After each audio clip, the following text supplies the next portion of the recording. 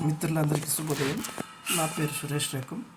ఈరోజు మనం జనవరి నెలకు సంబంధించినటువంటి కొన్ని కరెంట్ అఫైర్స్, క్విక్ ఫ్యాక్ట్స్, వాటికి సంబంధించినటువంటి జనరల్ స్టడీస్, బ్యాక్ లింకేజెస్ కూడా డిస్కస్ చేద్దాం. సో జిఎస్ డిస్కస్ చేయడం వల్ల కొద్దిగా లెంగ్తీ అవుతుంది. So be patient. So first topic cooperative societies. So cooperative societies న్యూస్లో ఉంది. దానికి సంబంధించిన కాన్స్టిట్యూషనల్ ప్రొవిజన్స్ ఏంటంటే article 19(1)(c) and article 43(b).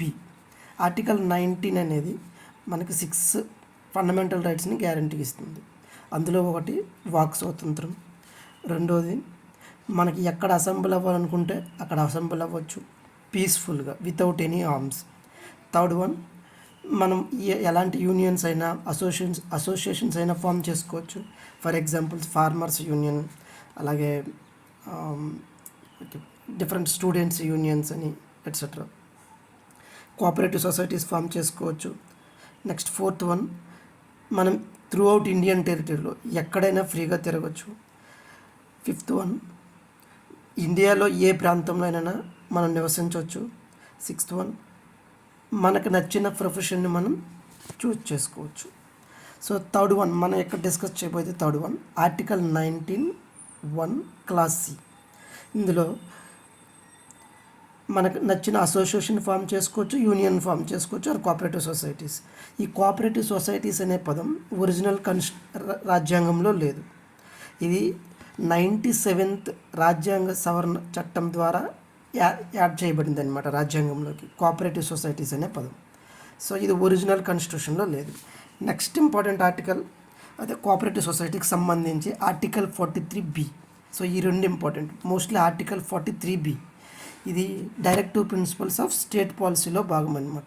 Article 43(b). So మనకి ఎగ్జామ్స్లో ఈ విధంగా క్వశ్చన్ అడుగుతారు. కోఆపరేటివ్ సొసైటీకి సంబంధించినటువంటి ఏ ఆర్టికల్ రాజ్యాంగంలో వివరించబడిందంటే article 43(b). So next topic NITI Aayog. నీతి ఆయోగ్ రిలీజ్ చేసే నీతి ఆయోగ్ తీసుకున్నటువంటి కొన్ని ఇనిషియేటివ్స్ ఏంటంటే Atal innovation mission, aspirational district programme. Aspirational district programme అంటే నక్సలైట్ ఎఫెక్టెడ్ ఏరియాస్కి సంబంధించింది. Women entrepreneurship programme. Next some indexes released by the NITI Aayog. Composite water management index, state energy and climate index, physical health index. So ఇవి NITI Aayog release చేసేటటువంటి indexes. మనకి ఎగ్జామ్స్లో అడుగుతుంటారు, competitive ఎగ్జామ్స్లో అంటే కింది వాటిలో ఏ ఇండెక్సెస్ని నీతి ఆయోగ్ రిలీజ్ చేస్తుంది. Next reports, safe accommodation, pathways for edible oil growth and సాత్ రిపోర్ట్. సో ఇక్కడ ఎడిబుల్ ఆయిల్ గ్రోత్ గురించి నీతి ఆయోగ్ ఎందుకు ఫోకస్ చేసిందంటే మన దేశంలో మనం వాడే మ్యాక్సిమం ఎడిబుల్ ఆయిల్ అనేది ఎక్కువ ఇంపోర్ట్ చేసుకుంటాం అనమాట. మోస్ట్లీ మలేషియా, ఇండోనేషియా నుంచి. అది కొద్దిగా కన్సర్నింగ్ ఇండియాకి. అందుకోసమనే నీతి ఆయోగ్ దీని మీద ఫోకస్ చేస్తూ ఉంటుంది. సో కాంపిటేటివ్ ఎగ్జామ్స్లో ఇవి అడుగుతుంటారు. కింద వాటిలో ఏ రిపోర్ట్స్ని నీతి ఆయోగ్ రిలీజ్ చేస్తుంటుంది. Next Lokpal and Lokayukta. This Lokpal Lokayukta act was done in 2013. ఆ టైంలో మనకి అన్నా హజారా గారు మూవ్మెంట్ చేశారు 2011 టైంలో. నిరాహార దీక్ష చేయడం వలన గవర్నమెంట్ మీద, అప్పుడున్న గవర్నమెంట్ యూపీఏ గవర్నమెంట్ మీద ఎక్కువ ప్రెషర్ వచ్చింది. తర్వాత ఈ లోక్పాల్ లోకాయుక్త యాక్ట్ చేశారు. అసలు ఈ లోక్పాల్ అనేది ఒక పర్సన్ కాదు, ఒక సంస్థ. ఈ లోక్పాల్ ఆర్గనైజేషన్లో ఒక చైర్పర్సన్ అండ్ 8 మంది మిగతా మెంబర్స్ కూడా ఉంటారు. మ్యాక్సిమం 8 మంది వరకే ఉండొచ్చు. సో ప్రెజెంట్ చైర్పర్సన్ ఎవరు లోక్పాల్కి? Present chairperson justice AM Khanwilkar. Next constitutional body election commission of India. ఏ articles election commission of India గురించి రాజ్యాంగంలో డిస్కస్ చేస్తాయి? Article 324 and 329. సో ఇవి గుర్తుపెట్టుకోండి constitutional provisions. Election commission of India ఎప్పుడు న్యూస్లో ఉంటుంది కాబట్టి దానికి సంబంధించిన రాజ్యాంగం కాన్స్టిట్యూషనల్ ప్రొవిజన్స్ ఏంటంటే ఆర్టికల్ 324 to 329. స్టాట్యుటరీ ప్రొవిజన్స్ ఇక్కడ chief election commissioner and other election commissioners act 2023. ఈ యాక్ట్ ప్రకారం వారి అపాయింట్మెంటు వారి service conditions, term of office నిర్ణయించబడతాయి 2023 యాక్ట్ ప్రకారం. సో ఈ కాన్స్టిట్యూషనల్ ప్రొవిజన్స్, రాజ్యాంగపరమైనటువంటి విధానంకి స్టాట్యుటరీ ప్రొవిజన్స్కి తేడా ఏంటి? కాన్స్టిట్యూషనల్ ప్రొవిజన్స్ అనేవి రాజ్యాంగంలో ఉంటాయి, part of the constitution. Statutory provisions అంటే పార్లమెంట్ ద్వారా చేయబడిన చట్టాలని స్టాట్యుటరీ ప్రొవిజన్స్ అంటాం. సో ఎలక్షన్ కమిషన్కి సంబంధించినటువంటి కొన్ని ముఖ్యమైన సుప్రీంకోర్టు జడ్జిమెంట్స్ ఇవి కూడా అడుగుతుంటారు. Anoop Barnwal versus union of India.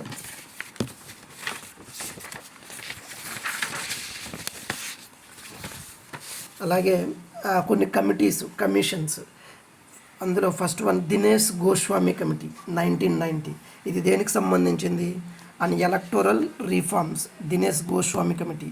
And next one 255 law commission of India report. ఇది కూడా ఎలక్టోరల్ రిఫార్మ్స్కి సంబంధించింది. 2015లో ఇది రిలీజ్ చేసింది లా కమిషన్. ఇంకా కూడా ఉంటాయి కొన్ని. Vohra committee on nexus between crime and politics. ఇది కూడా ఎలక్షన్ కమిషన్ ఆఫ్ ఇండియాకి సంబంధించిన రిపోర్టే. Vohra committee report on nexus అంటే మనం పాలిటిక్స్లో చాలామంది రాజకీయ నాయకులను చూస్తుంటాం, వాళ్ళకి నేర చరిత్ర ఉంటుంది అనమాట, అది నెక్సస్ అంటే. ఇంకో committee JS Varma committee report on amendment to criminal laws. ఇక్కడ ఈ కమిటీస్ గురించి ఎందుకంటే ఎగ్జామ్స్లో అడుగుతుంటారు. ఎలక్షన్ కమిషన్ ఆఫ్ ఇండియా ఇచ్చి కింది వాటిలో ఏ కమిటీస్ ఎలక్షన్ కమిషన్కి సంబంధించినవి, అది ఎలక్టోరల్ రిఫార్మ్స్కి సంబంధించినవి. అలాగే ఇంకొకటి 73rd అమెండ్మెంట్ యాక్ట్ ఉంటుంది. 73rd అమెండ్మెంట్ యాక్ట్ అనేది పంచాయతీరాజ్ ఇన్స్టిట్యూట్కి సంబంధించింది. సో అక్కడ కూడా కొన్ని కమిటీస్ ఇస్తుంటారు. కింది వాటిలో ఏ కమిటీ అనేది పంచాయతీరాజ్ ఇన్స్టిట్యూట్కి సంబంధించింది అని చెప్పేసి. సో అక్కడ కూడా ఆ కమిటీస్ని గుర్తుపెట్టుకోవాలి. ఆ కమిటీస్ గురించి డీటెయిల్గా చదవాల్సిన అవసరం ఉండదు, ఆ కమిటీస్ పేర్లు గుర్తుపెట్టుకోవాలి. Next topic internet shut down. ఈ మధ్యకాలంలో ఎక్కువ ఇంటర్నెట్ షట్ డౌన్ జరిగే దేశం మన దేశమే. 2019 నుంచి కూడా జమ్మూ కాశ్మీర్లో ఆర్టికల్ 370 రద్దు చేసినప్పటి నుంచి ఇంటర్నెట్ షట్ డౌన్ అనేది చాలా ఎక్కువగా ఉంది. దీనికి సంబంధించినటువంటి కాన్స్టిట్యూషనల్ ప్రొవిజన్స్ ఏంటంటే ఆర్టికల్ 19 క్లాజ్ 2. ఓకే, ఇది మన గవర్నమెంట్కి కొన్ని రీజనబుల్ రిస్ట్రిక్షన్స్ని ఇస్తుంది అనమాట. మన ఫండమెంటల్ రైట్స్ని లిమిట్లో ఉంచడం కోసం. నెక్స్ట్ స్టాట్యుటరీ ప్రొవిజన్స్, దీనికి సంబంధించినటువంటివి CrPC code of criminal procedure 1973 ప్రకారం సెక్షన్ 144 ఉంటుంది. సెక్షన్ 144 ఉపయోగించి ఇంటర్నెట్ షట్ డౌన్ చేయొచ్చు, సిఆర్పిసి 1973. ఇంకొక చట్టం కూడా ఉంటుంది, ఇండియన్ టెలిగ్రాఫ్ యాక్ట్ 1885. దీని ప్రకారం కూడా ఇంటర్నెట్ షట్ డౌన్ చేయొచ్చు. ఈ ఇంటర్నెట్ షట్ డౌన్కి సంబంధించినటువంటి కొన్ని significant judgements: Anuradha Bhasin versus union of India 2020 and Faheema Shirin versus state of Kerala 2019. I think Kerala high court or Jammu Kashmir high court ఏం చెప్పిందంటే యాక్సెస్ టు ఇంటర్నెట్ ఫెసిలిటీ అనేది ఒక ఫండమెంటల్ రైట్గా చెప్పారు. ఎందుకంటే ఇంటర్నెట్ ఉంటేనే ఇప్పుడు మనం అనుకున్న ప్రొఫెషన్ మనం చేయొచ్చు. Article 19 clause 1 last 6th 1 F right to practice any profession. అంటే మనం ఏ ప్రొఫెషన్ అయితే వృత్తి అయితే చేయాలనుకుంటామో అది చేయాలి అనేది ఒక ఫండమెంటల్ రైట్. అది మనం ఎంజాయ్ చేయాలంటే ఆ ఫండమెంటల్ రైట్ని మనకి ఇంటర్నెట్ యాక్సెస్ అనేది ఉండాలి. So right to access to internet కూడా ఫండమెంటల్ రైట్గా కోర్టులు అనేవి నిర్ణయించాయన్నమాట. Next Indus water treaty. ఇప్పుడు బాగా ఎక్కువగా న్యూస్లో ఉంది Indus water treaty, Pahalgam terrorist attack తర్వాత. సో దీని మీద క్వశ్చన్ కంపల్సరీగా వచ్చే అవకాశం ఉంటుంది అన్ని ఎగ్జామ్స్లో. ఇది ఎప్పుడంటే ఆరిజిన్ అయ్యింది 1960sలో దీన్ని సైన్ చేశారు. ఇది ఇండియా అండ్ పాకిస్తాన్కి మధ్య జరిగింది. వరల్డ్ బ్యాంక్ అనేది దీనికి మధ్యవర్తిత్వం చేస్తుంది అనమాట. నెక్స్ట్ వాటర్ యూజ్ రైట్స్ వస్తే ఈ యాక్చువల్గా ఇండస్ అంటే సింధు నదికి మెయిన్గా 5 ఉపనదులు ఉన్నాయి. అందులో ఒకటి జీలం, చినాబ్. సో ఈ ఆర్డర్ మీరు గుర్తుపెట్టుకోండి. ఇండస్ అనేది సింధు నది మెయిన్, దాని ఉపనదులు ఏంటంటే మనం నార్త్ నుంచి సౌత్కి, అంటే మీరు మ్యాప్ దగ్గర పెట్టుకొని చదివేటప్పుడు ఇది చాలా ఇంపార్టెంట్ క్వశ్చన్ అవుతుంది. ఇండస్ వాటర్ అనేది. సో ఇండస్ వాటర్కి 5 ఉపనదులు ఉన్నాయి. First one Jhelum, next Chenab పైనుంచి కిందకు వచ్చేటప్పుడు, నెక్స్ట్ రావి, తర్వాత బయాస్ అండ్ సట్లెజ్.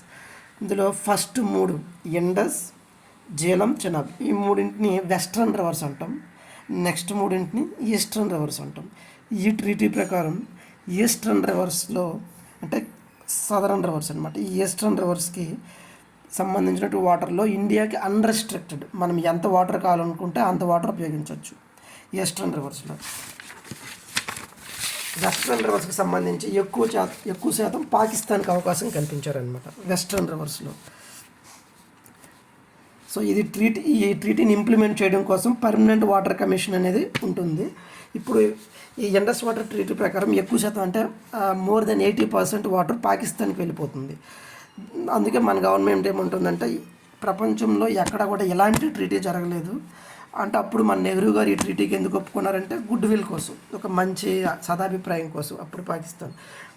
సో తర్వాత మళ్ళీ ఏ గవర్నమెంట్ కూడా ఎలక్టోరల్ పాలిటిక్స్ అనేవి ఉంటాయి, ఎలక్షన్ ఓట్లు కావాలి, ఒక పర్టికులర్ కమ్యూనిటీ ఓట్స్ కావాలి. కాబట్టి తర్వాత వచ్చిన ఏ గవర్నమెంట్ కూడా ఈ ట్రీటీని క్యాన్సిల్ చేయడానికి ఒప్పుకోలేదు. ఇప్పుడు కరెక్ట్గా సందర్భం వచ్చాయి కాబట్టి ప్రస్తుతానికి మన గవర్నమెంట్ దీన్ని నిలిపేసే ప్రయత్నంలో ఉందన్నమాట ఇండస్ వాటర్ ట్రీటీ. ఇక్కడ ఇంకొక ఇంపార్టెంట్ క్వశ్చన్ ఏంటంటే ఒకసారి యూపీఎస్సీలో అడిగారు, ఈ ఇండస్ వాటర్ ఇక్కడ మనకు 5 ఉపనదులు ఉన్నాయి, జీలం, చెనాబ్, రావి, బియాస్ అండ్ సట్లెజ్. ఇందులో 3 ఉపనదులు కలిసి ఇంకో ఉపనదిలో కలుస్తాయి. ఫైనల్గా ఆ ఉపనది మాత్రమే ఇండస్లో కలుస్తుంది. సో ఏంటో ఉపనది, ఫర్ ఎగ్జాంపుల్ ఇప్పుడు జీలం ఉంది, జీలం అండ్ సట్లెజ్ కలిసి ఏ ఉపనదిలో కలుస్తాయి, అవి డైరెక్ట్గా ఇండస్లో కలవు ఉపనదులు. జీలం అండ్ సట్లెజ్ ఏ ఉపనదిలో కలుస్తాయి? Option A Ravi, option B Beas and option C Chenab and option D both Chenab and Beas. So it is Chenab is the largest tributary, అంటే పెద్ద ఉపనది. ఇండస్ నదికి ఉన్న 5 ఉపనదుల్లో చినాబ్ అనేది పెద్ద ఉపనది అనమాట. సో ఇక్కడ గుర్తుపెట్టుకోండి, మ్యాప్ ఈ టాపిక్ చదివేటప్పుడు సింధు నది యొక్క ఉపనదులు మ్యాప్ కూడా దగ్గర పెట్టుకోండి. బియాస్ వచ్చి సట్లెజ్లో కలుస్తుంది, సట్లెజ్ చినాబ్లో కలుస్తుంది, రవి కూడా చినాబ్లో కలుస్తుంది, జీలం కూడా చినాబ్లో కలుస్తుంది, ఫైనల్గా చినాబ్ ఇండస్లో కలుస్తుంది. Next topic world health organization. So మనకి యునైటెడ్ నేషన్స్ ఐక్యరాజ్య సమితికి కొన్ని స్పెషలైజ్డ్ ఏజెన్సీస్ ఉన్నాయి, దగ్గర 16 స్పెషలైజ్డ్ ఏజెన్సీస్ ఉంటాయి. అందులో ఒకటి వరల్డ్ హెల్త్ ఆర్గనైజేషన్. ఇది ఎప్పుడు దీని ఆరిజిన్ అయ్యిందంటే ఇది 1946లో న్యూయార్క్లో ఒక కాన్ఫరెన్స్ జరిగింది, ఇంటర్నేషనల్ హెల్త్ కాన్ఫరెన్స్ అని. ఆ కాన్ఫరెన్స్ ప్రకారం ఇది ఏర్పాటు చేయబడింది. కాబట్టి దీని ఏర్పాటు అనేది 1948 నుంచి అమల్లోకి వచ్చింది అనమాట. ఈ వరల్డ్ హెల్త్ ఆర్గనైజేషన్కి 194 మెంబర్ కంట్రీస్ ఉన్నాయి. ఇప్పుడు ఏవైతే కంట్రీస్ ఐక్యరాజ్య సమితిలో ఉంటాయో ఐక్యరాజ్య సమితిలో సభ్యత్వం ఉన్న ప్రతి దేశం కూడా వరల్డ్ హెల్త్ ఆర్గనైజేషన్లో మెంబర్ కంట్రీ అయిపోద్ది ఈజీగా.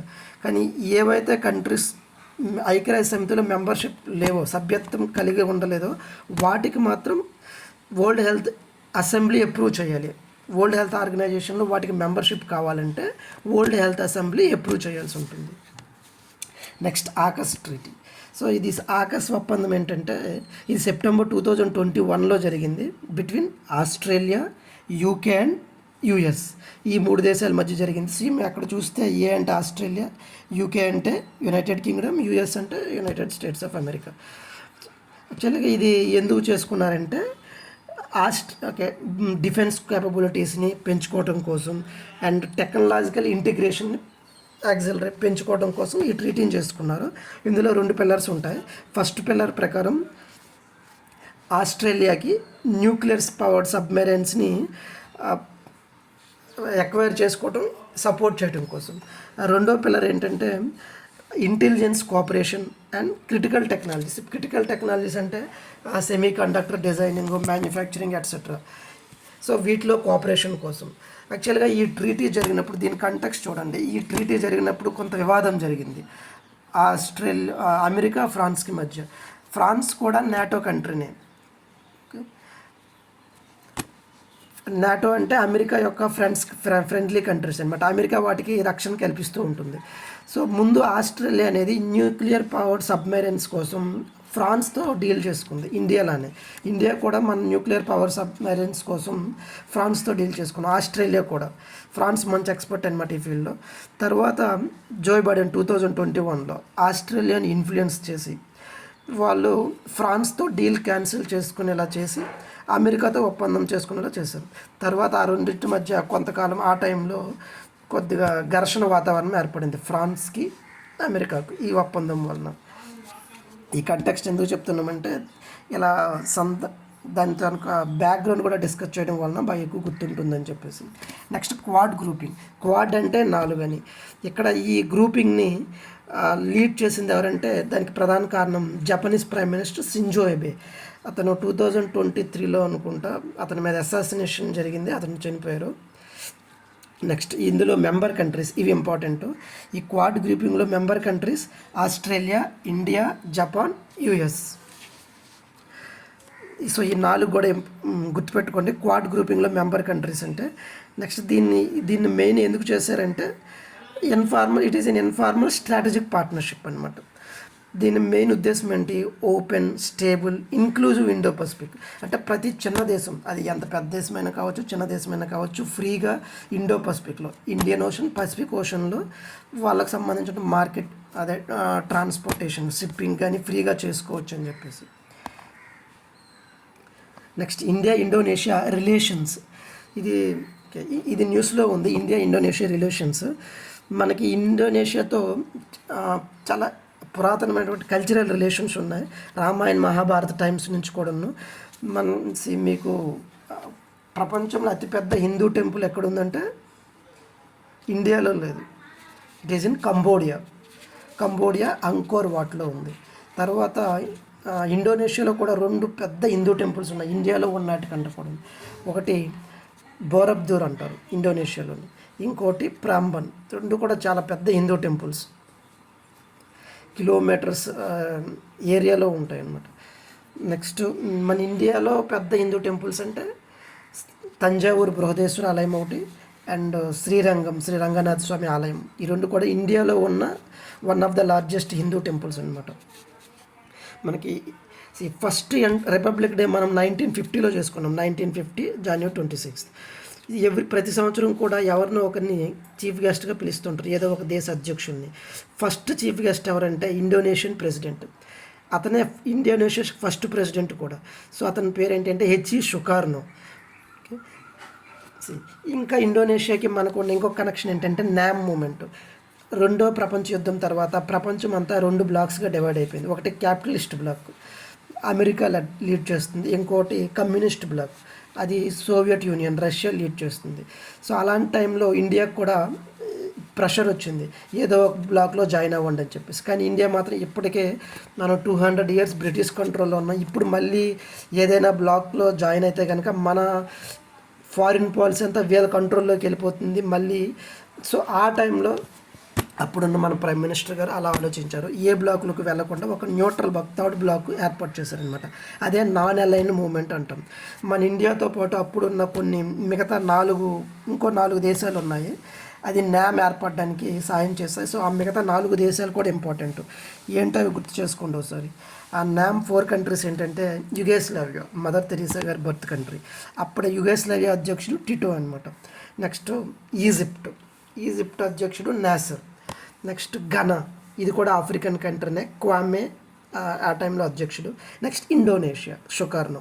సో ఈ 5 కూడా ఫౌండింగ్ కంట్రీస్ అనమాట నాన్ అలైన్ మూవ్మెంట్కి. సో ఇండోనేషియాతో రిలేషన్షిప్ స్ట్రాటజిక్ పార్ట్నర్షిప్ 2005లో ఏర్పడింది. తర్వాత దాన్ని న్యూ కాంప్రహెన్సివ్ స్ట్రాటజిక్ పార్ట్నర్షిప్గా అప్గ్రేడ్ చేశారు 2018లో. Next physical health index. So ఇది important. Physical health index report 2025 ఇది ఎవరు రిలీజ్ చేశారంటే నీతి ఆయోగ్ రిలీజ్ చేసింది. ఫిజికల్ హెల్త్ ఇండెక్స్ రిపోర్ట్ ఇది ఎందుకంటే ఇప్పుడు మనం స్టేట్స్ చూస్తున్నాం. ఈ మధ్య సుప్రీంకోర్టు ఒక జడ్జిమెంట్ ఇచ్చింది. ఈ ఫ్రీబీస్ అంటే డబ్బులను ఫ్రీగా పంచడం అనేది తప్పుడు పద్ధతి అని చెప్పేసి సుప్రీంకోర్టు కూడా జడ్జిమెంట్ ఇచ్చింది. మన ప్రైమ్ మినిస్టర్ గారు కూడా ఎప్పటికప్పుడు దీన్ని రేవడీ కల్చర్ అంటున్నారు. అంటే స్టేట్స్ చాలా ఎక్కువగా ఫ్రీబీస్ అవసరం ఉన్న వాళ్ళకి అవసరం లేని వాళ్ళకి కూడా డబ్బులు పంచడం, రకరకాల వస్తువులను పంచడం చేస్తున్నాయి అనమాట. దీనివల్ల ఫిజికల్ ఇండిసిప్లిన్ ఏర్పడుతుంది. వాళ్ళకు వచ్చే ఆదాయం కన్నా ఎక్కువ ఖర్చు పెడుతున్నారు. సో ఫైనల్గా దానివలన వస్తువుల రేట్లు పెరిగిపోతాయి అన్నమాట. శ్రీలంకలో జరిగినట్టు జరుగుతుంది. సో లీటర్ పెట్రోల్ కొనాలంటే 400-500 పెట్టాల్సిన పరిస్థితి వస్తుంది అనమాట. అందుకు నీతి ఆయోగ్ ఈ ఫిజికల్ హెల్త్ మీద కాన్సన్ట్రేట్ చేసింది. ఫర్ ఎగ్జాంపుల్ మన ఆంధ్రప్రదేశ్ తీసుకుంటే 2024లో కొత్త ప్రభుత్వం ఏర్పడిన తర్వాత వైట్ పేపర్స్ రిలీజ్ చేశారు. ఇప్పుడు రిలీజ్ చేసిన వైట్ పేపర్స్ ప్రకారం ఆంధ్రప్రదేశ్ అప్పు ఎంత ఉందంటే 9.75 lakh crores ఉంది. 9,75,000 కోట్ల అప్పు ఉంది. అందులో అంటే వీళ్ళు చెప్తున్న వైట్ పేపర్స్ ప్రకారం 6 lakh crores లాస్ట్ 5 yearsలోనే అంటే 2019 to 24 మధ్య జరిగిందని చెప్పేసి మనకు వైట్ పేపర్స్ తెలియజేస్తున్నాయి అన్నమాట. So next one house hold consumption expenditure survey 2023-24 ఈ సర్వే ఎవరు రిలీజ్ చేస్తారు? NSSO national statistical sample office. So ఈ సర్వే ఏం అబ్జర్వ్ చేసిందంటే growth in monthly per capital expenditure.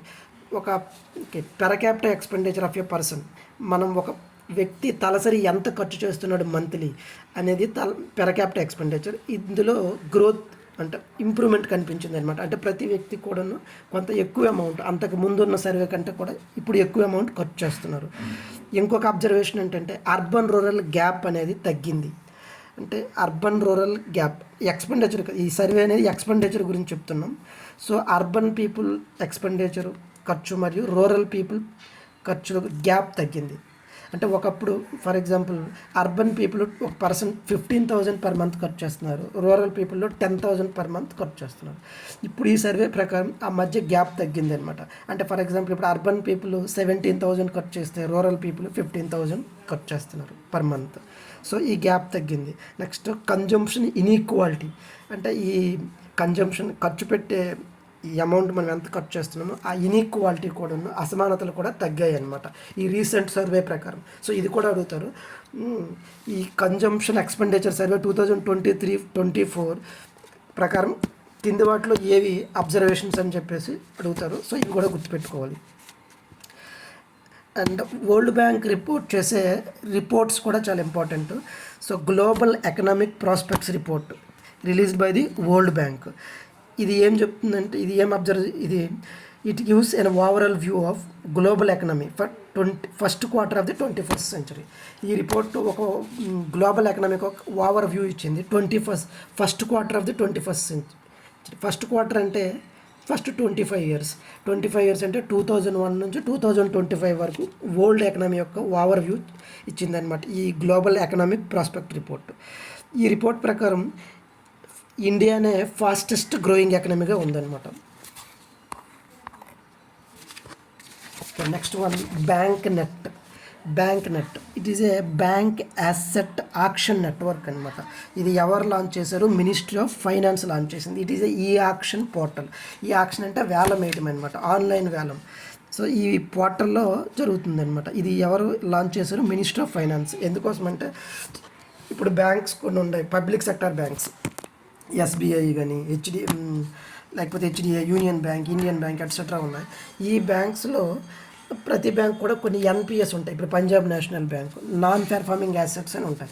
కొంతమంది మనం ఇప్పుడు చదువుకున్న విజయ్ మాల్యా 9,000 కోట్లు బ్యాంకులకు ఎగ్గొట్టేసి లండన్ పారిపోయాడని, నీరవ్ మోదీ, మెహుల్ చోక్సీ, వజ్రాల వ్యాపారులు, వీళ్ళు కూడా 13,000 కోట్లు పంజాబ్ నేషనల్ బ్యాంక్కి ఎకనామీ పెట్టేసి వెళ్ళిపోయారని, వీళ్ళని ఎకనామిక్ అఫెండర్స్ అంటారు.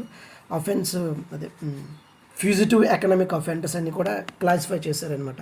వీళ్ళ వలన వాళ్ళు కొన్ని తనఖా పెట్టారు బ్యాంకులో యాసెట్స్. అవి వాళ్ళు ఎప్పుడైతే వాళ్ళు తీసుకున్న లోన్ కట్టలేదు, వాటిని నాన్ పెర్ఫార్మింగ్ యాసెట్స్ అంటాం. సో వాటిని ఆక్షన్ చేయాలి. ప్రతి బ్యాంకు కూడా కొన్ని ప్రాపర్టీస్ ఉంటాయి ఇలాంటి యాసెట్స్. ఈ యాసెట్స్ని ఇప్పుడు ఎవరైనా ఇలాంటివి కొనుక్కోవాలనుకుంటే వేరు బ్యాంక్ వెబ్సైట్లోకి వెళ్ళడం, బ్యాంక్స్ని కన్సల్ట్ చేసే బదులు ఒకే ఒక పోర్టల్ ఉంటుంది, అదే bank net. It is a single stop solution అనమాట ఇలాంటి వ్యాపారాలు ఎవరైనా చేయాలనుకుంటే. సో ఈ పోర్టల్ గుర్తుపెట్టుకోండి, bank net. Next prepaid payment instruments. So ఈ ఇన్స్ట్రుమెంట్స్ ప్రకారం మనం ఏమైనా గూడ్స్ సర్వీసెస్ కొనుక్కోవచ్చు, లైక్ క్రెడిట్ కార్డ్ అనమాట. ఫైనాన్షియల్ సర్వీసెస్ లైక్ స్టాక్ మార్కెట్స్లో ఇన్వెస్ట్మెంట్ చేసుకోవచ్చు. అండ్ రెమిటెన్సెస్ కూడా, ఎవరైనా ఇప్పుడు ఫారిన్ రెమిటెన్సెస్ అంటే ఇప్పుడు అబ్రాడ్లో పనిచేస్తున్నారు, వాళ్ళ ఫ్యామిలీకి వాళ్ళు డబ్బులు పంపిస్తే దాన్ని రెమిటెన్సెస్ అంటాం అనమాట. Next revised open market sales scheme policy 2024-25. దీని ప్రకారం ఎప్పుడైతే మార్కెట్లో ఇప్పుడు గోధుమలకు కానీ రైస్ కానీ రేట్స్ పెరిగిపోతాయో అప్పుడు ఎఫ్సిఐ అంతకుముందే సీజన్లో, ఇప్పుడు ఖరీఫ్ సీజన్లో రైస్ సీజన్ ఉంటుంది, ఆ టైంలోనే ఎక్కువ అమౌంట్లో రైస్ ప్రొక్యూర్ చేస్తుంది ఎఫ్సిఐ. ఇప్పుడు ఎప్పుడైతే మార్కెట్లో డెఫిసిట్ ఏర్పడుతుందో, కొరత ఏర్పడుతుందో ఆ టైంలో దాన్ని రిలీజ్ చేస్తారనమాట. అంతకుముందు ఏదైతే అనుకుంటారో ప్రీ డిటర్మైన్డ్ ప్రైస్కి రిలీజ్ చేస్తారు మార్కెట్లో. దీనివలన ఈ వస్తువుల కొరత అనేది తగ్గుతుంది, వాటి రేట్ అనేది పెరగకుండా ఉంటుంది అనమాట. ఇన్ఫ్లేషన్, ద్రవ్యోల్బణం కంట్రోల్లో ఉంటుంది. So that is the open market sales scheme అంటే ఎఫ్సిఐ. నెక్స్ట్ ప్రాజెక్ట్ విస్తార్, ఇది కూడా important. Similar word is observed for parliament construction. Okay, that is కూడా. సో ఇక్కడ ఇయర్ ప్రాజెక్ట్ విస్తార్ అంటే virtually integrated. Abbreviation full form ఏంటంటే virtually integrated system to access agricultural resources, that is Vistaar. Okay, it is a comprehensive network that connects decentralised databases అనమాట. అంటే ఇప్పుడు ఇది agricultural resources సంబంధించింది, గుర్తుపెట్టుకోండి ప్రాజెక్ట్ విస్తార్ అనేది. Next leads report, logistics is across different states. ఈ report ఎవరు release చేస్తారు, ఇది అడిగే క్వశ్చన్ ఇక్కడ. Logistics access across different states. ఈ రిపోర్టు నీతి ఆయోగ్ రిలీజ్ చేయదు, కన్ఫ్యూజ్ చేయడానికి నీతి ఆయోగ్ ఇస్తారు. ఈ report minister of commerce and industry release చేస్తుంది. లీడ్స్ రిపోర్ట్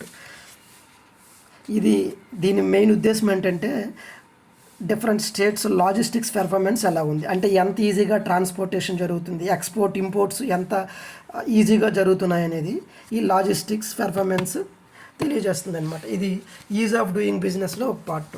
నెక్స్ట్ జడ్మోర్త్ టన్నెల్ ఎక్కడుంది, ఇది జమ్మూ కాశ్మీర్లో ఉంది. ఇది గండర్బాలా సోనామార్గ్లో ఉంది, జమ్మూ కాశ్మీర్. దీని హైట్ 8,650 ఫీట్లో ఉంటుంది. సో ఇది గుర్తుపెట్టుకోండి, జడ్మోర్త్ టన్నెల్, జమ్మూ కాశ్మీర్. బనీహాల్ బైపాస్ అనేది సో లైక్ మనకి Banihal pass, Pir Panjal pass, Shipkila et cetera కొన్ని ఉంటాయి పాసెస్ జమ్మూ కాశ్మీర్లో ఉంటాయి. ఈ బనీహాల్ బైపాస్ న్యూస్లో ఉంది. దీని లెంత్ 2.35 కిలోమీటర్స్ ఉంటుంది. ఇది NH-44 జమ్మూ అండ్ కాశ్మీర్ ఉంటుందన్నమాట. సో ఇక్కడ highway number important, NH-44. This Banihal bypass అనేది NH-44లో భాగం. Next Anji Khad bridge, India's first cable stayed rail bridge. So ఇది గుర్తుపెట్టుకోండి, Anji Khad bridge, India's first cable stayed rail bridge. ఇది ఎక్కడ ఉందంటే రియాసీ డిస్ట్రిక్ట్, జమ్మూ కాశ్మీర్లో ఉంది. నెక్స్ట్ ఇంటర్పోల్ అనేది మీ వినేమంటారు CBSE, okay CBI. So it is a international criminal police commission. ఇది ఎప్పుడు ఏర్పాటు చేయబడిందంటే 1923 వియన్నా. సో దీనికి సంబంధించిన కమిషన్ అది. ఇంటర్పోల్ ఎప్పుడు ఎస్టాబ్లిష్ అయిందంటే 1956లో ఎస్టాబ్లిష్ అయింది. ఇంటర్పోల్లో 196 మెంబర్ కంట్రీస్ ఉంటాయి, including India. India is one of the founding members for Interpol. Headquarters గుర్తుపెట్టుకోండి, Lyon, France. Interpol headquarters Lyon, France. Okay, ఇందులో భాగమైన ప్రతి కంట్రీ కూడా వాళ్ళ దేశంలో నేషనల్ సెంట్రల్ బ్యూరోని ఒకటి ఏర్పాటు చేయాల్సి ఉంటుంది. సో మన ఇండియాలో CBI is the national central bureau for interpole. ఇది ఇంటర్పోల్కి సంబంధించినటువంటి ఏమైనా మెసేజెస్ని తీసుకుంటుంది, ఏమైనా రిపోర్ట్స్ ఇవ్వాలనుకుంటే ఇంటర్పోల్కి అందజేస్తుంది. Okay, next draft digital personal data protection rules 2025. ఈ రూల్స్ రిలీజ్ చేయబడ్డాయి 2025లో. ఈ చట్టం ఎప్పుడు చేయబడిందంటే 2023లో చేయబడింది. దీనికి సంబంధించింది 2017లో justice BN Srikrishna committee examine data protection issues. Next MeitY minister of electronics information technology released draft 2022లో డ్రాఫ్ట్ బిల్ రిలీజ్ చేశారు. తర్వాత ఇది 2023లో యాక్ట్ అయ్యింది. దీనికి కొన్ని టీనెంట్స్ ఏంటంటే నోటీస్ రిక్వైర్మెంట్. మనం రైట్ టు ప్రైవసీ వైలేషన్ అయ్యేటప్పుడు ఇప్పుడు ఏదైనా రైట్ టు ప్రైవసీ వైలేషన్ అయితే కనుక నోటీస్ ఇవ్వాల్సి ఉంటుంది. Intimation of personal data breach, personal data loss ఏమైనా వైలేషన్ అయితే ముందు ఇన్ఫర్మేషన్ ఇవ్వాల్సి ఉంటుంది. Erasure of personal data and cross border data transfer. Okay, ఇవి కొన్ని కీ ప్రొవిజన్స్ అనమాట ఈ రూల్స్లో. Next coastal security scheme. ఈ scheme ministry of home affairs launch చేసింది. 2025లో ఫార్ములేట్ చేశారు. Ministry of home affairs, not ministry of defence or ministry of Jal Shakti. So గుర్తుపెట్టుకోండి, 2025లో ministry of home affairs.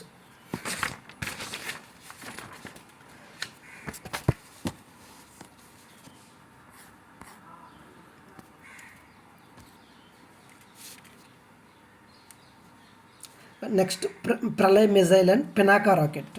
So Pralay missile and Pinaka rocket ఇది గుర్తుపెట్టుకోండి. It is a surface to surface short range ballistic missile, SRBM. Short range range ఎంత ఉంటుంది? 150 to 500 kilometres range ఉంటుంది. It is developed by DRDO. ఇది important. ఈ Pralay missile Pinaka rocket సిస్టమ్ని ఎవరు develop చేశారు? DRDO. మనకు కొన్ని అడుగుతుంటారు, ఇస్రోనా, DRDOనా, లేకపోతే HAL, Hindustan aeronautics limited et cetera. అందులో ఒక DRDO, ఇది గుర్తుపెట్టుకోవాలి. Next world's first cryoborn baby corals. ఇవి జనరల్గా ఈ కోరల్స్ ఆస్ట్రేలియాలో గ్రేట్ బ్యారియర్ రీఫ్ ఉంటుంది. మన ఇండియాలో కూడా కోరల్స్ ఉంటాయి కొన్ని దేశాల్లో. ఈ గ్రేట్ బ్యారియర్ రీఫ్లో చాలా ఎక్కువ కోరల్స్ ఉంటాయి అన్నమాట. ఇది ప్రపంచంలోనే పెద్దది. జనరల్గా ఇవి ఎప్పుడు ఏ కండిషన్స్లో గ్రో అవుతాయి అంటే ఆప్టిమమ్ కండిషన్స్ ఉండాలి, కొద్దిగా హాట్ కండిషన్స్ ఉండాలి. Around 30 degrees 25 to 30 degrees temperature అనేది ఉండాలి, క్లీన్ వాటర్ ఉండాలి. ఇక్కడ ఆస్ట్రేలియాలో first time Australian scientist cryoborn baby corals అంటే క్రియోజెనిక్ కండిషన్స్లో వాటిని ఉత్పత్తి చేశారనమాట ఆర్టిఫిషియల్గా. క్రియోజెనిక్ అంటే బాగా కోల్డ్ కండిషన్స్లో కూడా చేశారనమాట.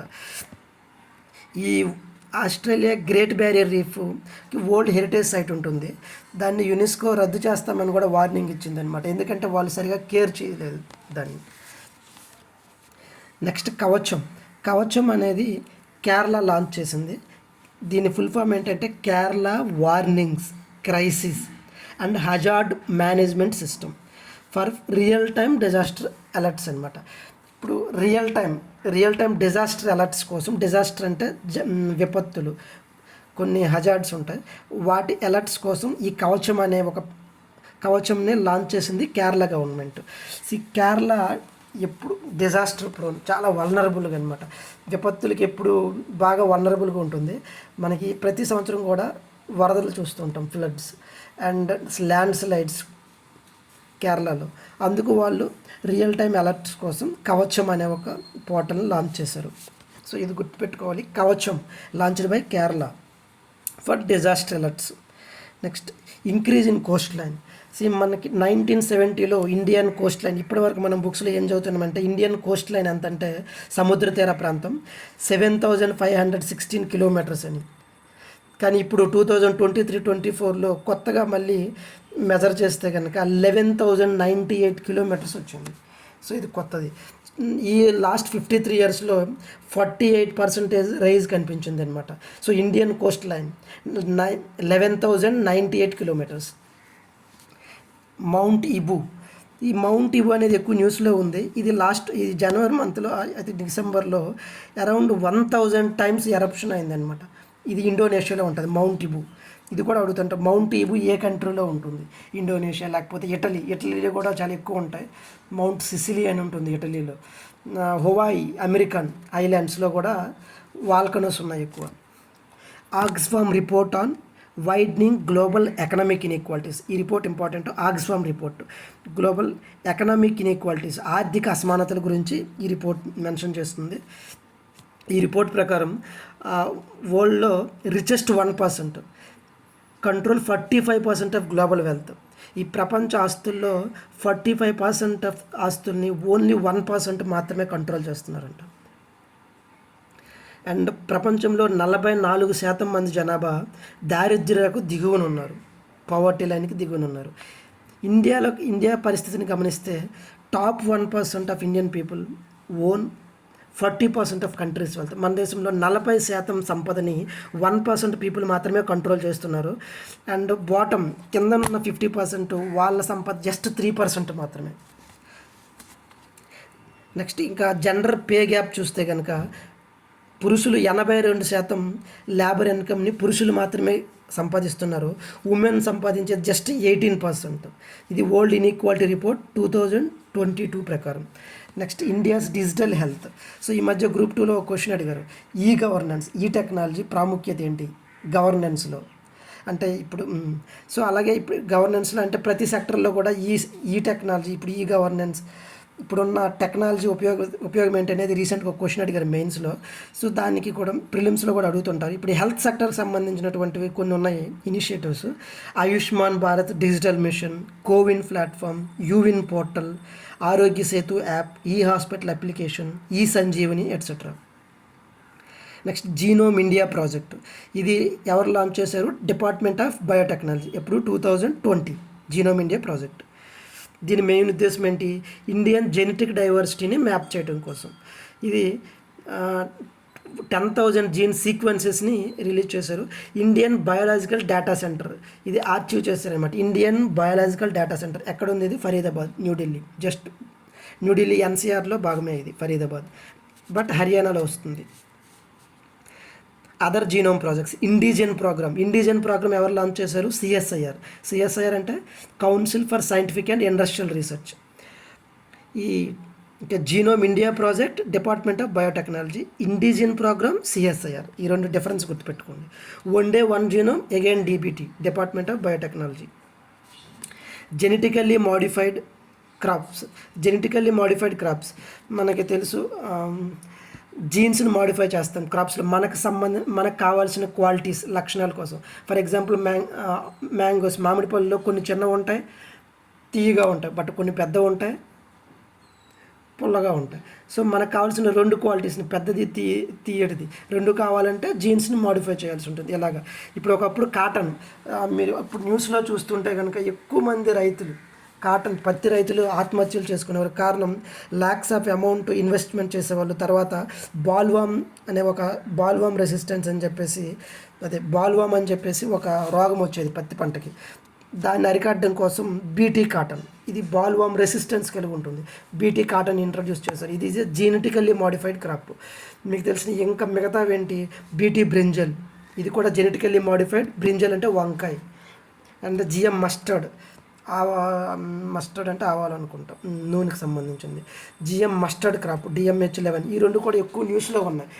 ఇది కొంతమంది కాంట్రాక్ట్ ఫార్మర్స్, కమర్షియల్ ఫార్మింగ్ చేసేవాళ్ళు ఇవి ఇంట్రడ్యూస్ చేయమంటున్నారు. మనకు ఒక సమస్య ఉంది. ఇప్పుడు ఇంతకుముందు మాట్లాడాం నీతి ఆయోగ్ రిపోర్ట్స్లో ఎడిబుల్ ఆయిల్ సమస్య ఉంది. ఇక్కడ మస్టర్డ్ ఆయిల్ అనేది నార్త్ ఇండియాలో చాలా ఎక్కువ ఉపయోగిస్తారు, కచ్చా గని అంటారు అనమాట. ఇక్కడ మనం తక్కువ కానీ నార్త్ ఇండియాలో ఢిల్లీ, ఉత్తరప్రదేశ్ ప్రతి దగ్గర ఉంది. వాటి పంట ఉత్పత్తిని పెంచడం కోసం జెనెటికల్లీ మాడిఫైడ్ క్రాప్స్ని ఇంట్రడ్యూస్ చేయమని అడుగుతున్నారు. కానీ మన గవర్నమెంట్, కొంతమంది యాక్టివిస్ట్ ఒప్పుకోవట్లేదు. దానివలన లోకల్ బ్రీడ్, దేశీయ పంటలు అనేవి దెబ్బతినే అవకాశం ఉందని చెప్పేసి ఇంట్రడ్యూస్ చేయట్లేదు. దీనికి రెగ్యులేటరీ బాడీస్ ఎవరంటే genetic engineering appraisal committee, GEAC. ఇది ఏ మినిస్ట్రీ పరిధిలో ఉంటుంది? Ministry of environment, forest and climate change. Next scramjet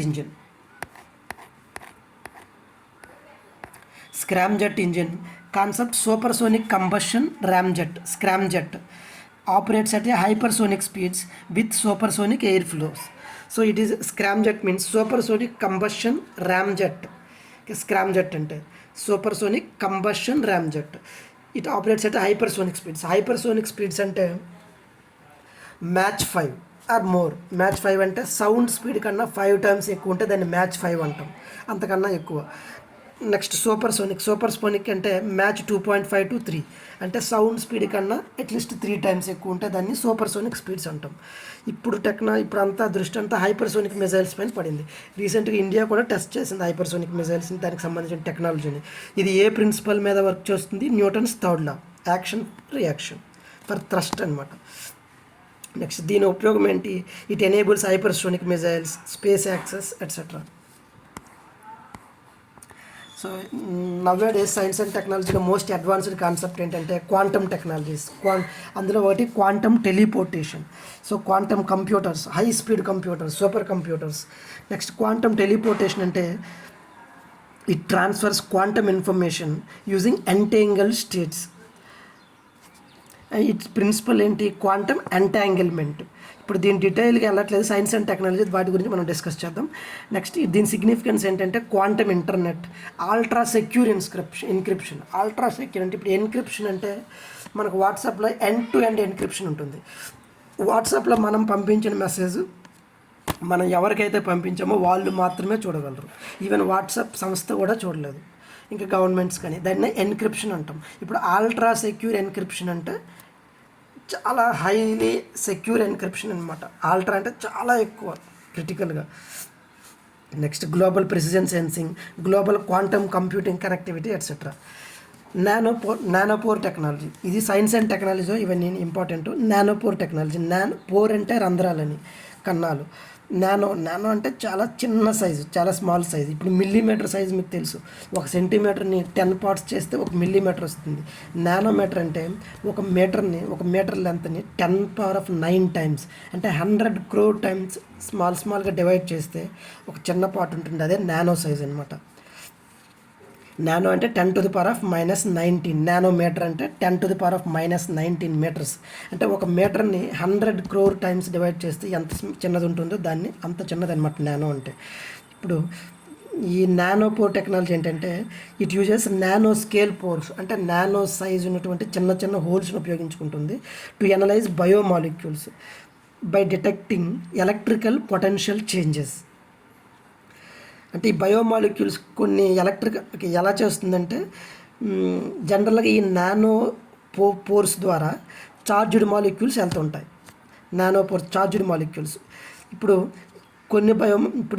దీని ద్వారా, ఈ కాన్సెప్ట్ ద్వారా బయోమాలిక్యూల్స్ని డిటెక్ట్ చేస్తారనమాట. ఎలా అంటే ఈ బయోమాలిక్యూల్స్, పెద్ద బయోమాలిక్యూల్స్ ఈ నానో పోర్స్ ద్వారా పాస్ అయ్యేటప్పుడు వాటి ఎలక్ట్రికల్ పొటెన్షియల్ అనేది చేంజ్ అవుతుంది. ఎందుకంటే అవి చార్జ్డ్ మాలిక్యూల్స్ కాబట్టి. దీని సిగ్నిఫికెన్స్ ఏంటి? Real time DNA RNA sequencing. DNA RNA proteins, ఇంకా కార్బోహైడ్రేట్స్, లిపిడ్స్ ఎట్సెట్రా, ఇవన్నీ కూడా బయోమాలిక్యూల్స్. ఇప్పుడు మనం వాడే మన కార్బోహైడ్రేట్స్ అంటే ఫర్ ఎగ్జాంపుల్ గ్లూకోజ్, ఇప్పుడు పెద్ద carbohydrates, starch et cetera. Next proteins, lipids, okay, these are biomolecules. Another important applications ఏంటి? Disease marker detection and non invasive early cancer diagnosis. Cancer diagnosis కోసం వీటిని ఉపయోగిస్తారు. ఎలాంటి కట్స్ లేకుండానే క్యాన్సర్ ఉందా లేదా అని ఎర్లీ క్యాన్సర్ డిటెక్షన్ కోసం ఈ నానోపోర్ టెక్నాలజీ వాడతారు. దీని అప్లికేషన్స్ ఇంపార్టెంట్. దీని అప్లికేషన్స్ ఏంటంటే enables real-time DNA RNA sequencing directly from biological samples and disease marker detection, non-invasive early cancer diagnosis. Next, nano bubble technology, concept and principles. It uses nano-sized bubbles, around 70 to 120 nanometers, with negative surface charge to prevent coalescence and separate contaminants. అంటే coalescence అంటే ఇప్పుడు 2-3 molecule, 10-15 molecules కలిసిపోయి ఒక ప్రెసిపిటేషన్గా form అవుతుంది. అది ఏర్పడకుండా ఉండడం కోసం ఈ నానో సైజ్ బబుల్స్ని ఉపయోగిస్తారు. కంటామినెంట్స్ అంటే మలినాలను సెపరేట్ చేయడం కోసం వయా హైడ్రోఫోబిక్ ఇంటరాక్షన్స్. ఇప్పుడు హైడ్రోఫోబిక్ అంటే వాటర్ని ఇష్టపడవు, హైడ్రోఫిలిక్ అంటే వాటర్ లవింగ్, హైడ్రోఫోబిక్ అంటే వాటర్ని ఇష్టపడిన ఇంటరాక్షన్స్ ద్వారా ఈ నానో బబుల్ టెక్నాలజీ ఉపయోగిస్తారు. Next applications, water purification applications important. Water purification అగ్రికల్చర్లో ఉపయోగిస్తారు. Health care, food industry, industrial cleaning. Next methyl cobalamin, it is a bio active form of vitamin B12. ఇప్పుడు మనం ఓకే కొన్ని drugs ఉంటాయి pharmaceuticals, వాటిలో active ingredients అంటాం, active ingredients ఫార్మాస్యూటికల్స్లో, అది ఆ పదార్థమే ఆ ఔషధ గుణానికి మెయిన్ క్వాలిటీ అనమాట, మెయిన్కి సంబంధించింది. ఇప్పుడు విటమిన్ B12లో బయో యాక్టివ్ ఫామ్ ఏంటి, మిథైల్ కోబాలమైన్. ఇప్పుడు విటమిన్ B12 అనేది 3 or 4 కాంపోనెంట్స్ కలిగి ఉంటుంది, అందులో ఒకటి మిథైల్ కోబాలమైన్. ఇప్పుడు ఏదైనా ఒక మెడిసిన్ తీసుకున్నాం అనుకోండి, మెడిసిన్లో ఒక పార్ట్ ఉంటుంది యాక్టివ్ ఫార్మాస్యూటికల్ ఇంగ్రీడియంట్ అంటాం, ఇంకా మిగతావి కూడా కొన్ని ఉంటాయి. అందులో ఈ API మాత్రమే ఆ మెడిసినల్ క్వాలిటీస్ రెస్పాన్సిబుల్ అనమాట. ఇది ఎక్కడ ఉపయోగపడుతుంది అంటే DNA synthesis, RBC production, protein metabolism. ఇప్పుడు DNA ఉత్పత్తి చేయడానికి ఈ విటమిన్ B12 ఈ మిథైల్ కోబాలమైన్ ఉపయోగపడుతుంది. ఎర్ర రక్త కణాల సింథసిస్ ఉత్పత్తి చేయడం కోసం ప్రోటీన్ మెటబాలజీ, ఇప్పుడు ప్రోటీన్స్ ఉత్పత్తి చేయడం, కొన్ని ప్రోటీన్స్ బాడీలో అవసరం ఉండదు, వాటిని డిగ్రేడ్ చేయాలి. సో ఈ ప్రోటీన్ సింథసిస్ని ఏమంటాం, సింథసిస్ చేస్తే ఎనబాలిజం అంటాం, డిగ్రేడ్ చేస్తే కెటబాలిజం, ఈ రెండు కలిపితే మెటబాలిజం అవుతుంది. సో ఇది అవసరం అనమాట ప్రోటీన్ మెటబాలిజం, మిథైల్ కోబాలమైన్. దీని యూజెస్ ఏంటి, డయాబెటిక్ న్యూరోథెరపీలో ఉపయోగిస్తాం, ఎనీమియా రక్తహీనత, బ్లాక్ ఆఫ్ బ్లడ్, ఎనీమియా, దానికి ఏం కావాలి, విటమిన్ B12 కావాలి. అల్జీమర్స్ డిసీజ్ ట్రీట్మెంట్లో కూడా మిథైల్ కోబాలమైన్ ఉపయోగిస్తారు. What are other forms of methyl cobalamin, cyanocobalamin, hydroxocobalamin et cetera. Next CAR T-cell therapy, ఇది important. CAR T-cell therapy, CDSCO, central drug standard control organisation. మన ఇండియాలో ఏదైనా డ్రగ్స్ కొత్తగా కనిపెడితే దాన్ని ఇండియాలో ఇంట్రడ్యూస్ చేయాలనుకుంటే కనుక CDSO అప్రూవల్ ఇస్తుందన్నమాట. It approved recently Qartemi is India's second CAR T-cell therapy for blood cancer. అది బ్లడ్ క్యాన్సర్కి ఇది సెకండ్ CAR T-cell థెరపీ అనమాట. థెరపీ అంటే చికిత్స. సో కాన్సెప్ట్ ఇట్ యూజెస్, ఈ క్వాటెమీ అనే పదం గుర్తుపెట్టుకోండి, it is India's second CAR T-cell therapy for blood cancer. So concept it uses genetical engineer T-cells, మనకి ఇమ్యూన్స్కి to target and kill cancer సెల్స్ని చంపడం కోసం ఈ జెనెటికల్ ఇంజనీర్ T-cells అనమాట యూజ్ చేస్తారు. ఇక్కడ మనకి ఇమ్యూన్ సెల్స్, వ్యాధి నిరోధక శక్తికి సంబంధించినటువంటి బాడీలో 2 రకాల కణాలు ఉంటాయి, ఒకటి B లింఫోసైట్స్ అంటాం, B cells అండ్ T-cells, అందులో ఒకటి T-cells ప్రాసెస్. ఓకే, ఇది కైమెరిక్ యాంటీజెన్ రిసెప్టర్స్ని మాడిఫై చేస్తారనమాట, వాటి నుంచి ఎక్స్ట్రాక్ట్ చేస్తారు, దాన్ని తర్వాత T-cellsలోకి ఇంజెక్ట్ చేస్తారు, అది క్యాన్సర్ సెల్స్ని అటాక్ చేస్తుంది. దీని సిగ్నిఫికెన్స్ ఏంటంటే ఇది అడ్వాన్స్డ్ ఇమ్యూనోథెరపీ అనమాట. మనకి క్యాన్సర్ ట్రీట్మెంట్కి కొన్ని రకాల ట్రీట్మెంట్స్ ఉంటాయి. కీమోథెరపీ అంటే కెమికల్స్ యూజ్ చేస్తారు, హైలీ పవర్ఫుల్ ఇంజెక్షన్స్ ఇస్తారనమాట. 15 daysకి ఒకసారి క్యాన్సర్ ట్రీట్మెంట్ చేసుకునే వాళ్ళకి ఇస్తారు కీమోథెరపీ. దానివల్ల క్యూర్ అవ్వకపోతే కనుక సర్జరీ చేస్తారు. కొంతమందికి రేడియేషన్ థెరపీ ఉంటుంది, రేడియేషన్ ద్వారా ట్రీట్మెంట్ చేస్తారు. ఇంకోటి ఇప్పుడు అడ్వాన్స్డ్ ఏంటంటే ఇమ్యూనోథెరపీ అంటే T-cells ఉపయోగిస్తాం అనమాట. ఇది మోస్ట్ అడ్వాన్స్డ్ క్యాన్సర్ ట్రీట్మెంట్కి. Neuromorphic device, so neuromorphic device, it mimics the human habituation process. Neuromorphic devices where pain perception reduces with the repeated exposure. Function, it replicates nociceptors to process stimuli recently. So ఈ neuromorphic devices దేనికి సంబంధించినవంటే దీని applications ఏంటంటే wearable technology, human machine interactions for smarter artificial intelligence. So machine learning, human machine interactions. Now the most debatable topic, human machine interactions, artificial intelligence, neuromorphic devices. Next iron age in India. జనరల్గా మనం ఇంతకుముందు ఏమనుకుంటున్నామంటే మన civilisation Indus valley సివిలైజేషన్తో మొదలైంది, advanced civilisation అనుకుంటున్నాం, హరప్పా నాగరికత. కానీ ఇప్పుడు తమిళనాడులో ఇప్పుడు ఇండస్ వ్యాలీ సివిలైజేషన్ ఎప్పుడు మొదలైంది, అరౌండ్ 2500 BC. బట్ రీసెంట్గా కొన్ని ఎవిడెన్సెస్ దొరికాయి అనమాట. తమిళనాడులో మిడ్ 3rd millennium BC అంటే అరౌండ్ 3500 BCE టైంలోనే ఒక అభివృద్ధి చెందినటువంటి నాగరికత ఒకటి తమిళనాడులో ఉందని చెప్పేసి కొత్తగా మనకి సాక్ష్యాలు దొరికాయి అన్నమాట. Next Saint Narahari tribe Tirtha, Saint Narahari Tirtha was a prominent ద్వైత వేదాంత ఫిలాసఫర్. గుర్తుపెట్టుకోండి, అతని పేరు హిస్టరీ అండ్ కల్చర్లో భాగంగా అడుగుతారు. ప్రామినెంట్ ద్వైత వేదాంత ఫిలాసఫర్. ఈయన 13th సెంచరీకి సంబంధించిన అతను. అండ్ కొన్నిసార్లు ఈ డేట్స్ కూడా అడుగుతున్నారు, కొంతమంది సెయింట్స్ పేర్లు ఇచ్చి వాళ్ళు ఏ సెంచరీకి సంబంధించిన వాళ్ళని కూడా అడుగుతుంటారు. ఈయన మధ్వాచార్య యొక్క శిష్యుడు అనమాట. Kalaripayattu, it is developed in Kerala. Kalaripayattu is a martial art form అనమాట, ancient martial art from Kerala. Kalari అంటే ట్రైనింగ్ సెంటర్, అంటే ప్లేస్ ఎక్కడైతే దీన్ని ప్రాక్టీస్ చేస్తారో ఈ విద్యని, ఆ ప్లేస్ని కలరి అంటాము. ఆ ప్రాక్టీస్ చేసే విద్యని అయితే, ఆ ఫైటింగ్ని, ఆ రెగరస్ ఫిజికల్ ప్రాక్టీస్ని పయట్టు అంటాం. టోటల్గా ఇది కలరి పయట్టు. నెక్స్ట్, ఇది న్యూస్లో ఉంది కాబట్టి ఇంపార్టెంట్ ప్రతి ఎగ్జామ్కి. Konda Reddi tribe, they recognized as particularly vulnerable tribal groups, PVTG అంటాం. కొండారెడ్డి పీవీటీజీస్, ఇది ఇంపార్టెంట్. పీవీటీజీ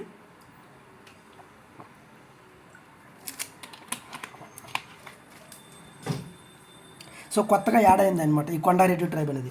పీవీటీజీస్ అంటే ఏంటంటే, ట్రైబల్ గ్రూప్స్ చాలా ఉన్నాయి. అందులో కొన్ని ట్రైబల్ గ్రూప్స్ బాగా ప్రిమిటివ్, ఇప్పటికీ కూడా పురాతనమైన పద్ధతుల్లోనే జీవిస్తుంటారు. వాళ్ళు ఇంకా డెవలప్ అవ్వలేదు.